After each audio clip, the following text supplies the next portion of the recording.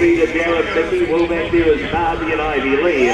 So the pace on here as they're underneath the map. They've got about 8:50 to go. And the leader here is Reservoir. On the inside of Sierra Leone, who's a lot easier than usual. And the pace just tried to steady up there. Third like a girl, fourth Port Charmer. To the back of the field, Sweet Envy out 3-1 of the open.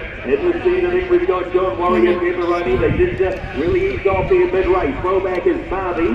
5:50 to go. Second to last, Darren Mickey and Ivy Lee, the last. As they approach the home quarter, they swing behind now. Reservoir joined and headed by Sierra Leone to the hot pot, takes over. The inside run like a girl and then Port Charmer. One is Sweet Envy. Sierra Leone quarter bomb. The outside Port Charmer and over on the inside like a girl. Sierra Leone, she needs Killer. She's just in front. Port Charmer like a girl. Sweet Envy and Marty running on from Darren Mickey.